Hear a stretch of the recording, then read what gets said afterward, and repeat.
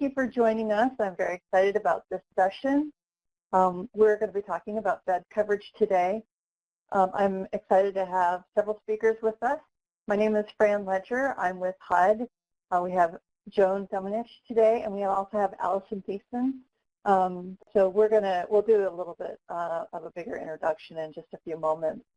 We have a chat feature going today. You'll see folks are introducing themselves, and you can go ahead and talk with other communities. We can do some peer-to-peer sharing, and also feel free to ask us questions throughout the presentation in there. We'll try to pull some of those out and respond to those as we go. And thank you for joining us for our virtual event. Hopefully you've been to some of the other sessions that have occurred over the last 2 days. I think we're kind of winding down. We're towards I think maybe we have one more session of the day. Today we're going to give you a kind of a brief overview about NHSDC and HUD. So HUD and NHSDC for many years now partnered together to bring all kinds of content around homeless data systems. But NHSDC in particular, we just wanted to let you know a little bit about them. They're a nonprofit organization, and they're really focused on building effective leadership around information technology and human services. And so it's exciting that they put on 2 conferences a year focused on our area of interest, and they're going to have a conference coming up in the fall, and you can find more information by going to nhsdc.org. You can also go there to check out a survey that they're doing about this virtual event to see how that went. We encourage you to head over there and to let them know what your experience was like. Today's learning objectives for our session is going to be to learn more about the SNAPS data strategy. You may be familiar with that, or if you're new to this work, this will be new, so you'll get a little bit of an introduction to the data strategy. But we'll talk about its relationship to bed coverage. We're also going to talk about what is bed coverage, what does that mean, how do we define that, some of the core features of it. We'll talk about strategies to increase bed coverage. That's where we really want to focus today. We're excited to have Allison joining us and talking about kind of real-world experience in doing this. You're not just hearing from HUD or from technical assistance provider talking about providing technical assistance in this area. You get a community that's actually working on this. And then we'll be discussing the connection between bed coverage and data quality in general. So who am I? I'm with the SNAPS office at HUD. My area of focus is HMIS, and in the HMIS team, I do a lot of work around capacity building, data governance, compliance work, and I also do a lot of disaster recovery stuff. You're going to get a poll now. In the poll, we want to learn more about who's joining us today. So we're asking a question about who's in the room, something you would typically see at a conference if we were live in person. So we'd like to know who you are. You have a couple options there. You can choose more than one. We also want to get a feel for what are some of the big challenges that you may be experiencing with bed coverage in your community. So what is the biggest one?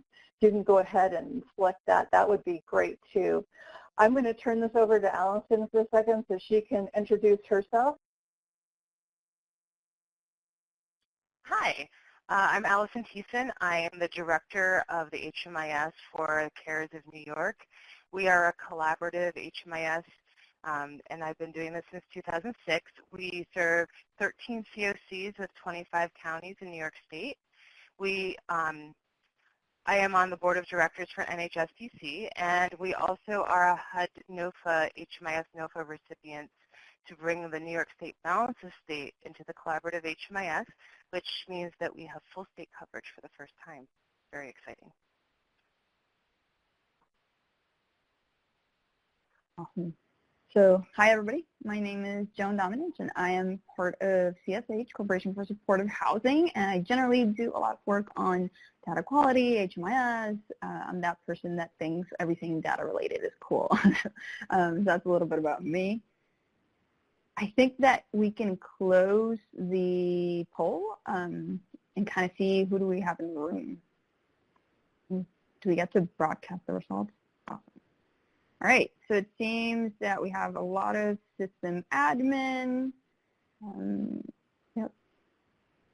HMIS lead agency. We have some COC and CE leads as well. So you had the option to select multiple, so there's probably a few there that are in multiple places. All right, so let's check out what you selected as your main challenges. This is kind of hard to read.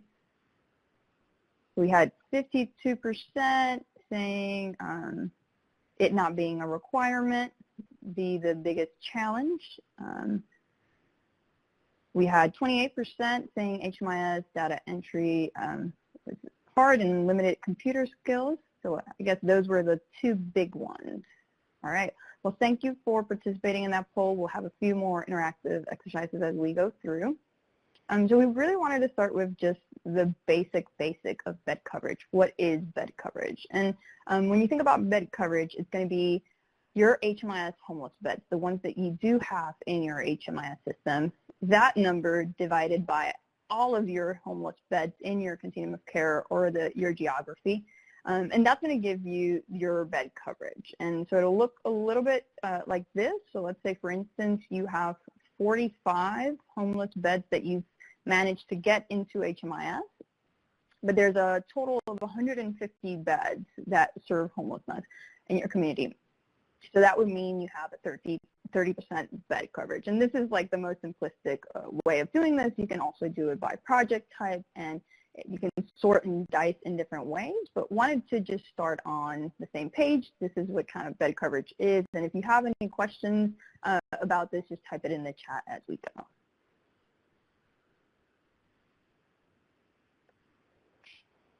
So I want to talk to you a bit about some analysis that we've done and talk a little bit about the strategy that I spoke about when I first started opening up on this session.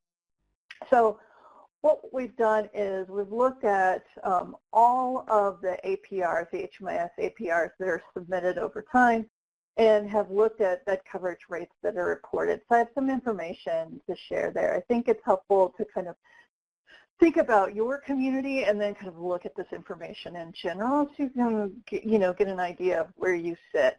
So approximately 2/3 of all the HMIS implementations in the country, their coverage rate sits at around 80% or higher for each of the project types. One of the things that you can do is you can actually go and look at the system performance measures, which has information about emergency shelter and transitional housing programs, as well as the type of geography the COCs mainly serve. So you can go and look at that information and compare yourself to like communities to see how you're doing to kind of assess your bed coverage rate. So that can be nice to take a look at if you're trying to set benchmarks for yourself and improving your coverage to see, okay, where am I at in context to other communities, and then how do I want to incrementally increase, and then how am I doing over time? The other thing to note that we've learned from the HMIS APR analysis is that with the exception of the HUD HUD Bash, that the federal partner programs all have indicated a utilization rate above 90%, which is very interesting.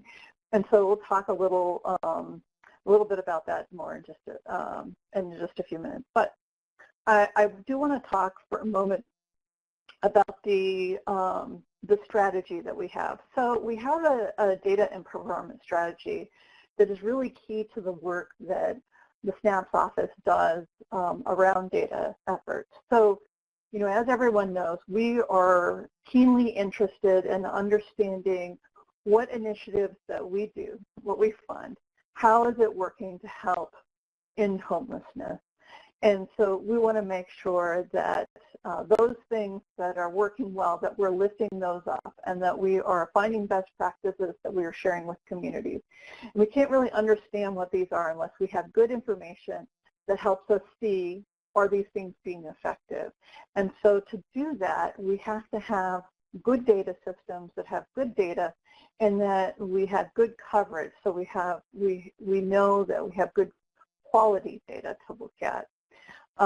So the SNAP's office developed a strategy that looked at a series of metrics that we felt like these are data quality improvements that need to happen so communities can feel confident about the information that they're looking at to be able to use that information to inform decision making. And part of that, one of those pieces in there is that coverage. And initially, we thought, okay, where are we at now? Where do we want to be in 3 to 5 years? And where do we want to be in the future? And so currently, the focus has been get all of those projects that are COC funded, ESG funded, they get them on and get them entering 100%, get them on the system, entering all of the information that they need to be entering, that they're required to enter. And then let's work to get all of the homeless service providers in and entering. That's the next step, get 100% of all homeless service providers. And then down the road, a little further out, then get all of the providers that are contributing data, that are sharing data, get them 100% contributing so we get full coverage, so we can understand kind of what the full the spectrum of what's going on for an individual, what that looks like, so we're not missing any pieces of data. So what happens when we have low bed coverage? It means that it prevents accurate reporting. It also prevents the ability for communities to have good decision making. It takes away that opportunity for a community to come at a problem with good information and be able to strategize around what is going to be effective. So you cannot build up a culture of informed decision making, and that's something that we're very interested in doing, is why we've invested in things like Stella. And if you're unfamiliar with Stella, you can go onto the HUD Exchange and search there and learn more about what we're doing around Stella. So yeah, I think all of these pieces, I think hopefully you'll start to see how they connect together as we go through this presentation. But what gets missed is you start to lose people when you don't have complete bed coverage. So you may only get part of the client story, or you get only one piece of where they're hitting your system, and you don't know all the places that they might actually be utilizing services. And for a coordinated entry system, then it looks like chunks of that coordinated care is missing. You're not getting, again, the whole picture. So you don't get to see movement or flow through the system, which is really important to be able to see when you're trying to make decisions about what to adjust in your system to make it more effective. I'm going to turn it over to Joan.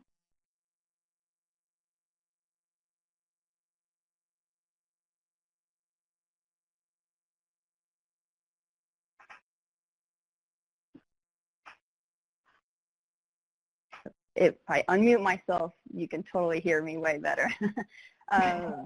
Yeah, so I think that I put this picture here because we can all relate to it at some point. If you're an HMIS admin, you've reached that point where you're like, what else? And I think that it applies to our agencies as well. And one of the biggest challenges that we hear of in terms of bed coverage is just not having the staffing to do it, whether it's that emergency shelter or whatever project type. They're already overworked. The intake staff is already doing so much.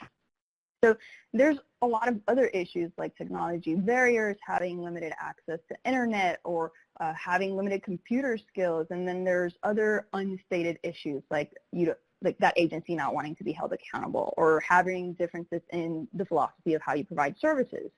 And what we want to do today is we really want to tackle some of those challenges and move to the other side. And the first thing that we wanted to do is, because I truly believe that people on the ground, doing the work, trying new things, being creative is how we learn. We wanted to allow, in the spirit of NHSDC, some peer learning opportunity where if you have countered this challenge of, that agency just not wanting to be a part of because they do not have enough staff to do data entry, but you have tackled through that and have some strategies, wanted to allow a few minutes so that you can chat in the box and give us some of your ideas. And I promise you that we are going to give you some ourselves too, and we have a handout to share with you later on. but wanted to get a feel of what's happening on the ground.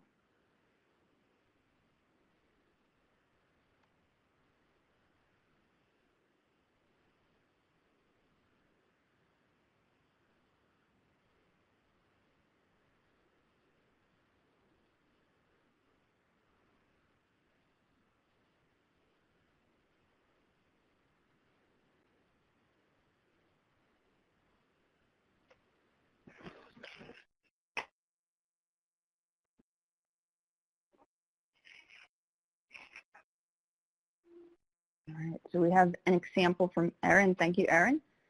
We have offered to do data entry for non-COC funded agencies, but they did not get that to work.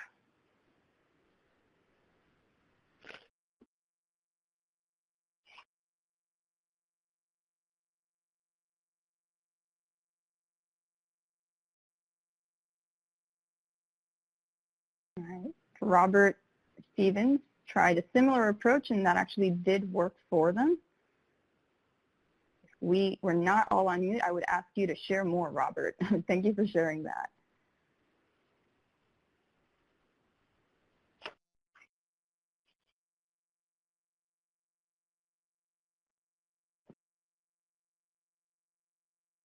All right, Gwen says some shelters now do data entry straight into HMIS at intake instead of copying it in forms and doing it later, and that helps with timeliness and cuts down on intake time.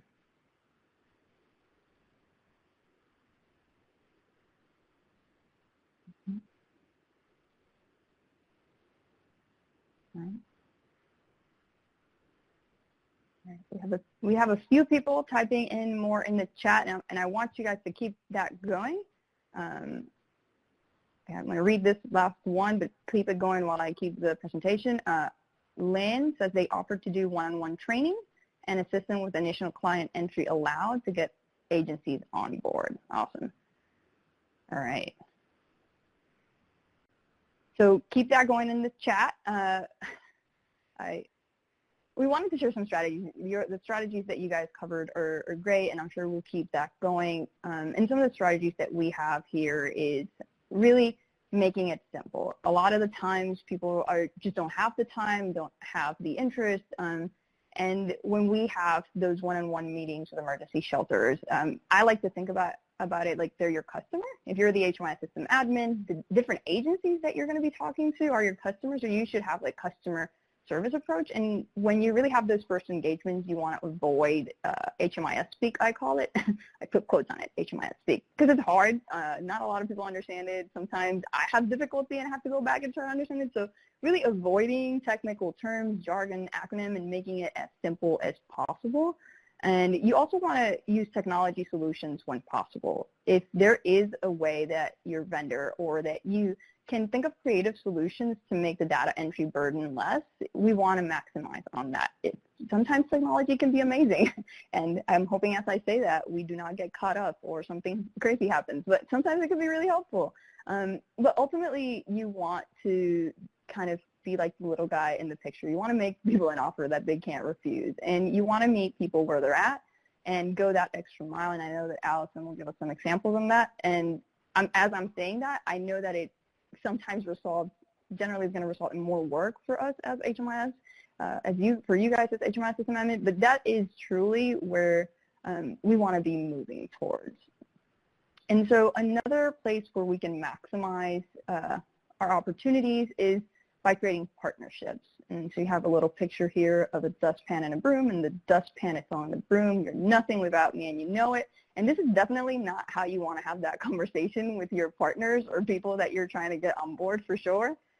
But you want to maximize on, the role that you guys have.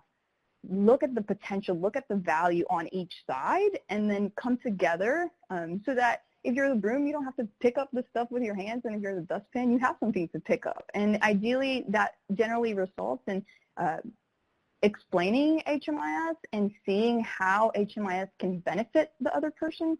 And a lot of the times, people just don't see the benefit because there's not that communication. But there's a lot of examples of partnerships, and I think Fran's going to touch a little bit on those. But when you do create those partnerships, really just identify those common goals and figure out how you can work with each other and have clear responsibilities, roles and responsibilities. All right, so we actually have a pretty cool handout for you guys. When we post this presentation, it'll be with that, and I'm actually going to go back and look at this chat and steal some of the awesome ideas you put here and make it even more useful. But it's going to look like this. I know that you can probably not see this at all. There's a little fourth arrow thing that you can make it full screen, but the intention is not that you read this, but that you know that we're actually working on giving you this handout. And it's going to have two columns, and you're going to have all of the scenarios that we could think about and some possible strategies, and we'll make that available to you guys. All right, pass it over to Fran. So I want to talk to you a little bit about the things that HUD has been trying to do to improve bed coverage. I started off as a system administrator a really long time ago, and I faced, issues around how to improve bed coverage, and that issue still exists today. And so, at HUD, in the staff's office, we talk about what kind of things can we do on our end to help be innovative and improve things in this space. And so I'll talk a little bit about that. And some of these things you may have heard about before. But one of the things is we're having a big push around data integration. So we are working with vendors and folks who are doing some amazing research work and working in other spaces like around social determinants of health, and with state government around how can you do integration with HMIS. And why the integration piece is so important is as you bring in these other partners, you actually start touching into other systems that may then be able to pull along some of those folks that may have been resistant to join into the HMIS. You also may then have you may have other champions with you to help you engage those providers that may not have wanted to join HMIS. So it can be helpful in that way. And it also can help you sometimes get at the data in a way that you might not have been able to get at that data before. So the integration piece is like one aspect that we are looking at as how can we use data integration to improve the space. Another thing that we're doing is trying to point a light on the relationship building with faith-based organizations. So a little bit ago, HUD did an in-focus message with an organization that's kind of a higher organization that coordinates a lot of rescue missions. And that in-focus message has a lot of interesting content to it. We'll post up that link in just a bit. Maybe you can go and take a look at that. I think that that's very informative. It's a quick read. But we are engaging with faith-based partners, trying to bring them at the table and also educating around the importance of HMIS and gaining, important buy-in from that perspective, which I think is helpful. And then the other piece I wanted to talk about is the work that's being done around the HUD Bash data from homes and getting that in the CSEs. So this information has been out there for a little bit. So you may have heard about this, if you've been working on this stuff for a while. This is a pilot project that's been underway. And what the idea around this is we're trying to get the HUD Bash data from homes into the HMIS.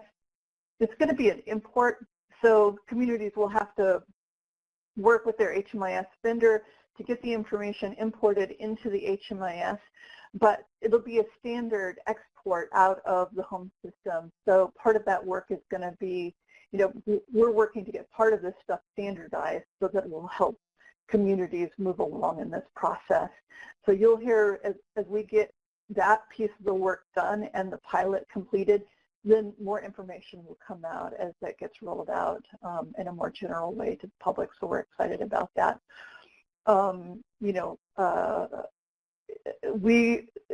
This is a really key piece of work that SNAPS is focused on, is trying to think in creative and innovative ways about how we can help communities increase bed coverage. That's something we're very committed to and supporting communities. We know that it's a very difficult thing for communities to increase bed coverage, and you're going to hear in just a little bit, Joan's going to be talking about ways to be thinking about this and some other tools that are available. And I'm going to be hearing from Allison in just a minute.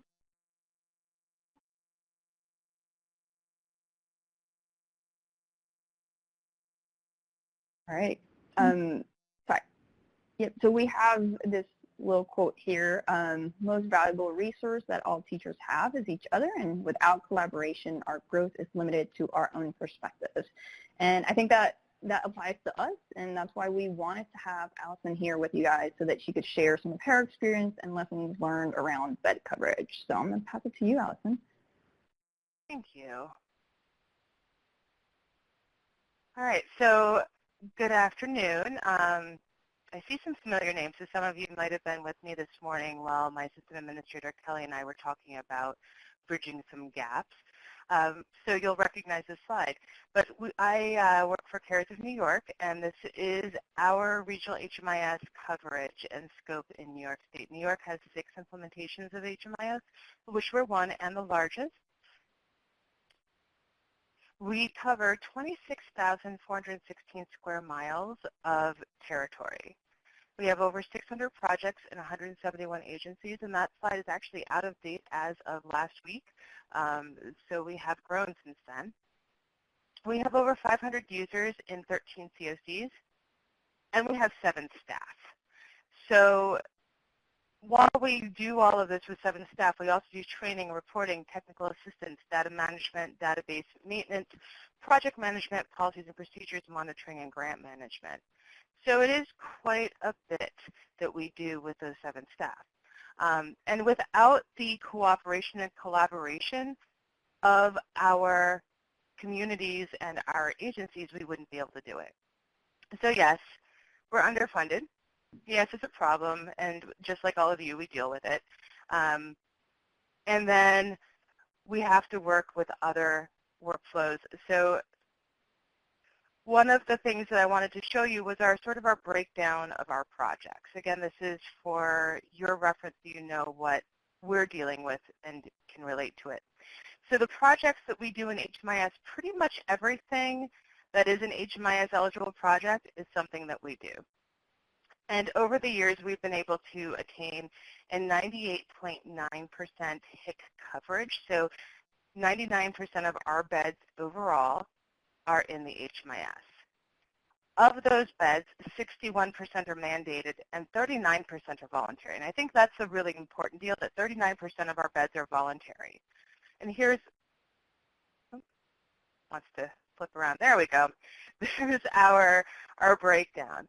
So 37% of the beds in the HMIS are actually privately funded and have no impetus whatsoever to join into the HMIS. And I think that it's our relationship building which has allowed us to get them in. Of our beds, we actually only have 5 agencies that are not participating in our HMIS out of hundreds. Like we have, at this point, about 200 agencies in the database. We have 1 social services department that's not participating, and since New York State is a right to shelter state, that county doesn't actually even have a shelter, so all the shelter goes to the Department of Social Services. So that's a large impact, not having that one. And we also have 1 city rescue mission that does not participate, and they're over 50% of our transitional beds and our largest single male shelter in that city, so again, a large impact. And until tomorrow, we have one small Salvation Army transitional housing project that doesn't enter, but it's just a handful of beds, and two very small faith-based projects.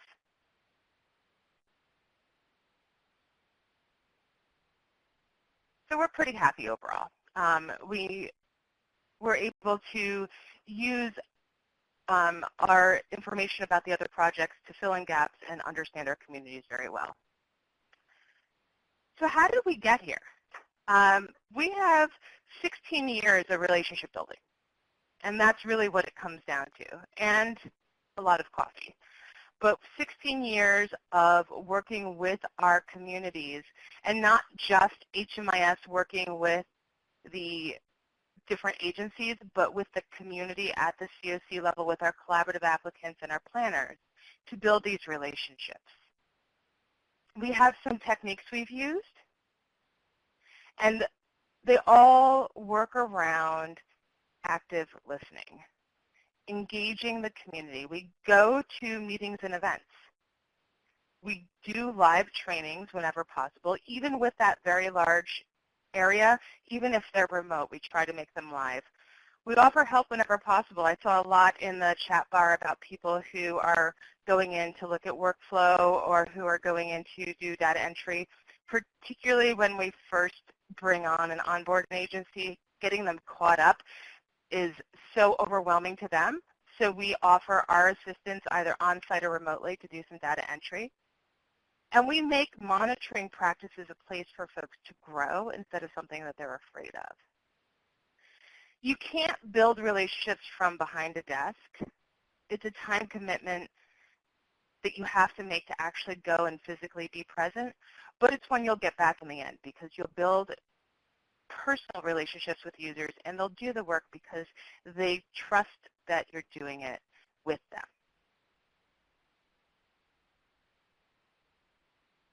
We also need to make sure that we go beyond what's required and we listen.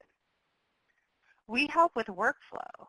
We go to the agencies as often as we can, and we assist our agencies with workflow, data integration, the agency level reporting, grant writing, case management, collaboration.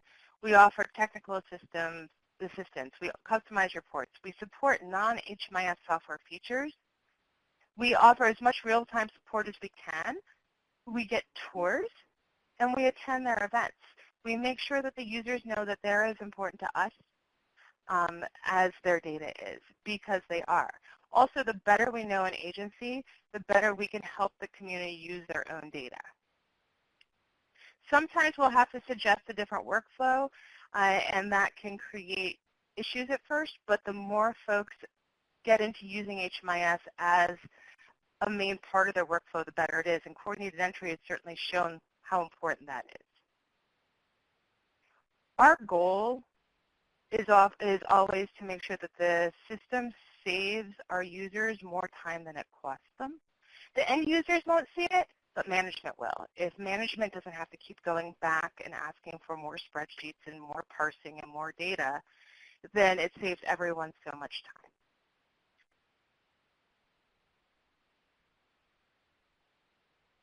We also have had to break down our barriers with the collaborative applicant and planning. We can't do this ourselves. If an agency isn't at the COC table, they're not going to care about the HMIS data.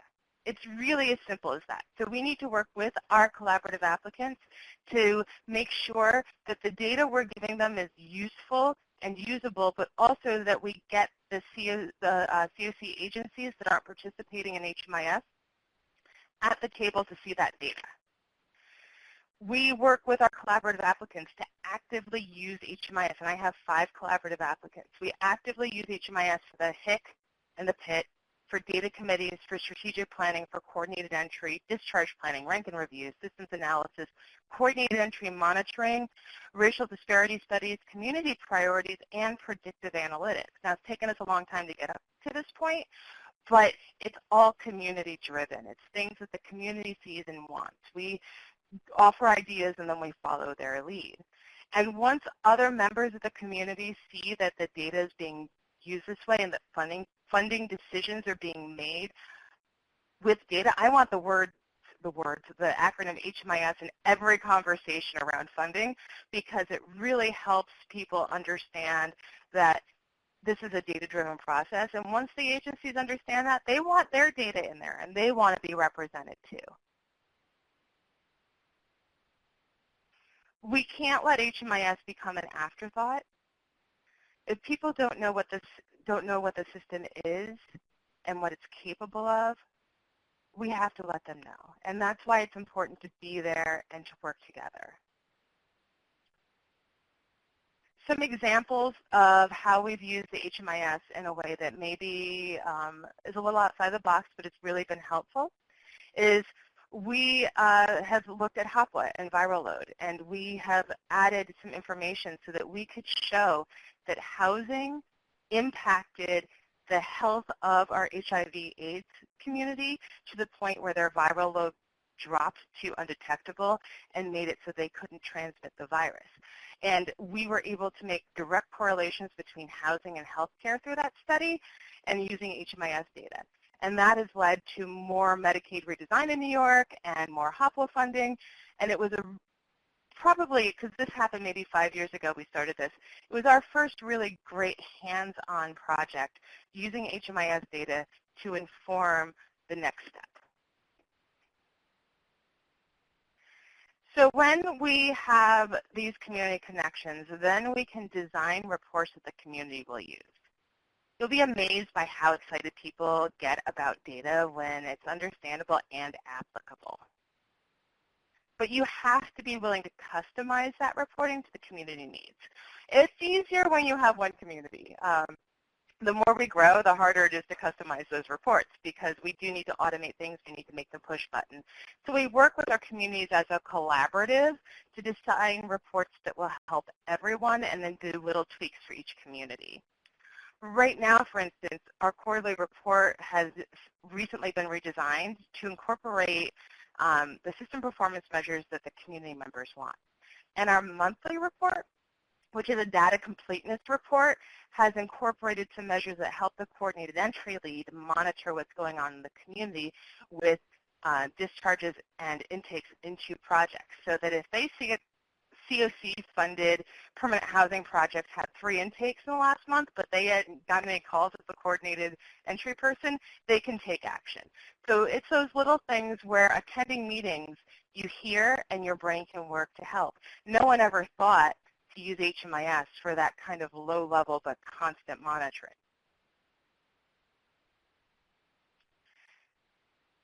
And you design these reports with the community, not for them. So just like that coordinated entry report, you need to remember that you are part of the process, but not the entire process. No one's going to care about the reporting if they're not at the table, again, so make sure you work with that collaborative applicant with your planning team to get people to that table. A lot of times, the collaborative applicant can use the HMIS to reel people in and say, look, we're publishing these reports. We go to the media. It's on our website, and you're not part of it. Would you like to be part of it? And that brings them into both processes. We've gotten a lot of buy-in from our community, and we have a few things that we've done specifically to get that buy-in. And that is pro bono work. I know, we all do it anyway because we're generally underfunded. But we start out with a lot of pro bono work to get people invested. Again, it's overwhelming when an agency first comes into HMIS or a community, so we do data entry with and for them. We do technical assistance, but we don't charge for it. We just go and we do it. We work off hours. One of our customer service reps, Sue, has done so many hours in the evening for our nighttime shelters. And it's really, really, really helpful for getting people invested and on board. We do so much peer-to-peer work with evaluations of the current HMIS systems through our technical assistance work. And we've talked to so many other HMIS system administrators inside New York and outside I recognize a lot of names on the list of participants. We've had those conversations. I want to keep having those conversations. That peer-to-peer network is so important because reinventing the wheel is never going to work. And we engage the people who pay and influence our stakeholders. The reason we have 24 out of 25 of our departments of social services entering data is because we have a partnership with our Office of Temporary Disability Services who pay the departments of social services. And we have worked with them to find ways to make the HMIS feasible for those departments. I mean, they had to fund those departments at a different level for people to have the time and the staffing to enter HMIS data. And that was a really big conversation. But they also are now requiring reports that can only be pulled out of the HMIS. So, there's a give and a take there. We will go to boards of directors and show the board of a nonprofit that is community-based how we can pull in reporting and help the community understand the problem. And boards are often made up of businessmen and women and people in the community who understand how all of that links together, and then they can be that bridge for us. And lastly, we are available and volunteering to assist in grant writing and funding efforts. If an agency needs data to write their grant, we help them pull it. We don't charge, we don't wait. We will go into their database with them and we will pull whatever we can. And if they have a new grant coming, and they know they're going to need to collect data, we help them modify the database immediately so they can collect that from the beginning.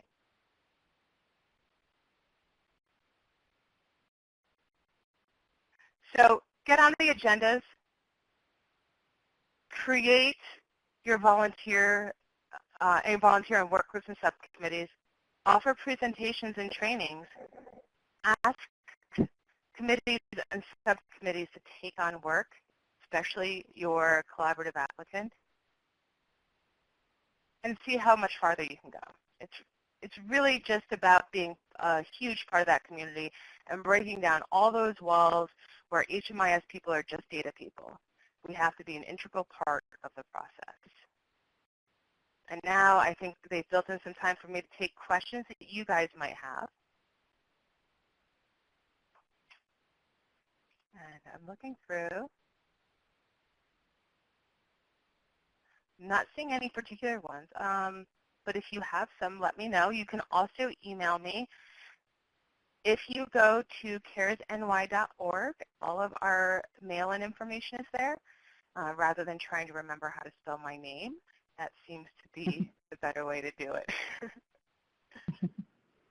Also, we have our training materials, our reports, our forms are all on caresny.org. So if you want to look through sort of how we're set up and ask any questions about that, please feel free. And with that, I will turn it back over to Fran and Joan. Thank you, ladies. All right. You have one question there that just popped up if you want to take it from Tyler. What's your method for making sure? Yeah, go ahead. Okay, what's our method for making sure the HIC is accurate considering there's so many programs? It's an extensive method, actually, Tyler. Thank you for asking. So with 13 COCs, some of which have up to 100 projects, we do a lot of using Access to create crosswalks where we go back and forth, and we work really closely with all of our collaborative applicants to make sure that the information they're getting from the agencies and the information we're getting from the agencies mesh up, because sometimes they don't. We've had problems with things like the HMIS name is different than the name on the GIW, and so it could be either on the HIC. We don't even know what that is. Or we have 3 agencies that are actually working on the same project, but it's one project in HMIS and 3 on the HIC, and we've had to really go in there and break it apart. So 4 times a year, we actually do a HIC HMIS crosswalk in Access using the system information and the HIC information. And then during the housing inventory time, our collaborative applicants review it with us agency by agency, project by project. It's a lot of time, but it definitely is worthwhile. The first few years we did it, probably the first 3 were excruciating, and now it doesn't take much time at all, but only if we keep it up, because that's also where we find out, oh yeah, that project it got unfunded and stopped 2 months ago. And we're like, well, it would be nice to make sure all those clients are discharged and close that one down then, because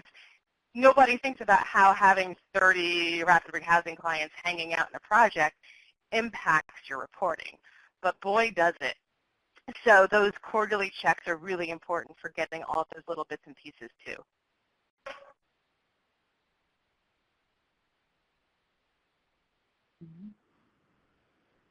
All right. I'm not seeing any more questions, so we will move forward. If you have any questions, type them in, and Allison can use the chat to address them. Thank you, Allison. We really appreciate your experience and coming and being able to share some great advices and ideas for us to try.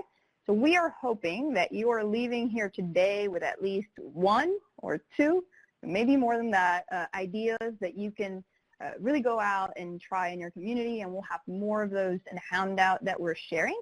And a lot of the times we go back into our community and we have all these ideas, and we know that, you know, increasing bed coverage, we have to talk to that one emergency shelter and convince them to join. That's like our strategy. But we really want to push us past that and start thinking about bed coverage like in a project management approach where you're setting clear goals, clear deliverables, that you have clear responsible parties, and you have a timeline, and pretty much the same way you would measure success in any other project we do, we want you to apply that lens to bed coverage. And I'm going to show you guys an example, but before that, I wanted to just, if you have any concrete examples that you're using right now that you want to share that go past just that conversation, that are actually actionable, that's a lot of action stuff. We want to move you to action. Action items that you can share with us, go ahead and type that in the chat for us. All right, so what you have here is a template, and it's just a template, so you can take something similar to this. But what we wanted to highlight is that this template has a goal, it has a baseline, it has an objective, it has strategic action, responsibilities, a deliverable, and timeline. And when you start thinking about what you're going to prioritize, what you're going to be targeting in terms of bed coverage, we want you to kind of have this lens in mind. So I'm going to run through this example real quickly, but really just wanted you to have those kind of buckets that you're thinking about. So in this example particularly, we have the goal to increase our bed coverage by 95%. Right now, we're at 25% emergency shelter bed coverage. And our objective is going to be, we're going to get data collection, reporting requirements, and we're also going to get an MOU stating that we are going to use HMIS as a requirement. And so that's a big objective, and we kind of have to make it into strategic actions. And you might have a bunch more than this. This was just what did not look really crowded in the slide for you. But our strategic action is we are going to meet with that local funder, because that's how we get it to happen. We have to have those meetings, but we're going to go beyond making that pitch and making them that offer that they can't refuse, and we're going to have agreements in place. So that's our goal. And if you look at your deliverable, the deliverable is going to be, you're going to have a signed MOU by a date that includes language on the data collection, the reporting, and the requirement of using HMIS. And so part of the responsibilities, and what I wanted to highlight about the responsibilities, is that you have 2 different people or buckets of people that are going to be doing that, and it's not just the HMIS lead. And I think Allison mentioned this a few times. You really do also need the COC lead, and you're both going to play a crucial role, kind of like the dustpan and the broom. The COC lead has their role. They're going to bring the funders together. They're going to be pushing that conversation, setting the agendas, knowing who to contact, who to talk to, and then us as HMIS people and leads, we're going to be there more in terms of technical, in the technical aspect. So what is it that we need in terms of data? Do we actually need to go back and map certain things, the requirements? what is it that the COC lead is going to need in terms of a more technical approach. So I wanted to leave you with this example. If you like it, you could totally steal this template, and we're hoping that you do and implement something very similar to this. All right. And pass it on to Fran to talk about collaboration.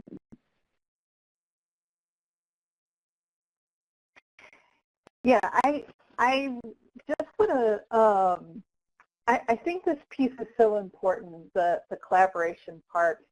The evolution of HMIS often in communities has been that HMIS lead has taken the heavy lift on this, and generally has been the one that has been focused on increasing bed coverage. This is not true with all communities, for sure, but in many communities, the HMIS lead has been the one that's been solely responsible for making sure that these HMIS requirements get met. And here's a place in particular where it is difficult to have success without the HMIS lead. As Joan was just discussing, and certainly if you listen to Allison, you could hear that it's helpful to have the COC leadership involved in bringing in the right stakeholders into these conversations around how do we bring in everybody so they're contributing to the HMIS, so we're getting good rounded out coverage in our HMIS. And so the collaboration part is so important between the HMIS lead and the COC lead. So you'll want to be thinking about on a high level is, if you don't have that, how do you get that? How do you get to a place where you can sit down and talk about bed coverage, and what does that look like, and what is the roles and responsibilities that you guys will be taking on, and what are the clear goals around increasing, and who is going to be taking on those responsibilities and champion that increasing? What does that look like? And then how are you going to hold yourself accountable for doing that? I see in some the agency serves both. That's always great when the HMIS lead and the COC lead are one and the same. Not true for all communities, but it is true for some. So that's you have a step up in that respect.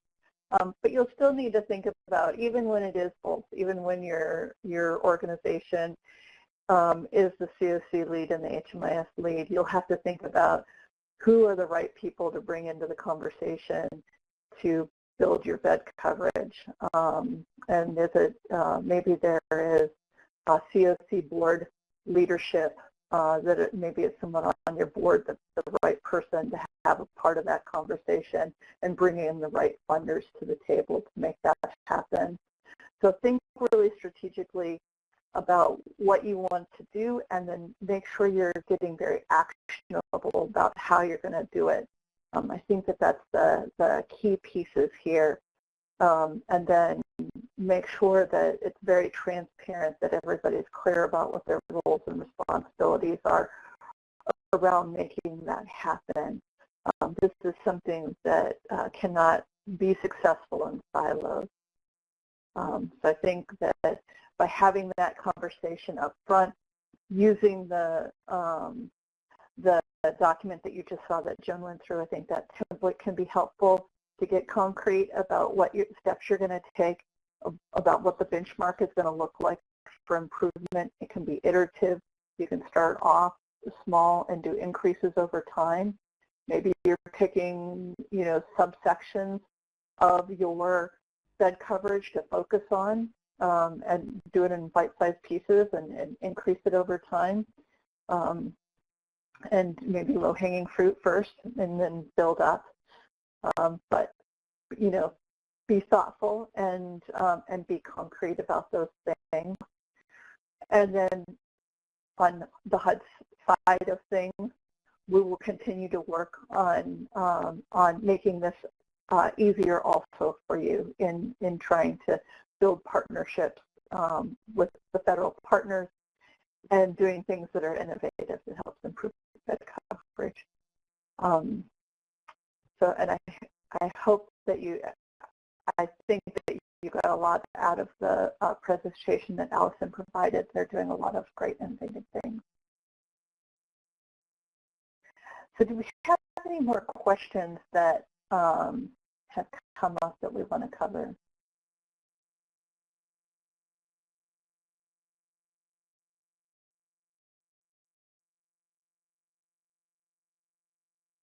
A few questions come in, but Allison did a great job at sharing some experiences and examples. I don't see any unanswered ones right now. Yeah.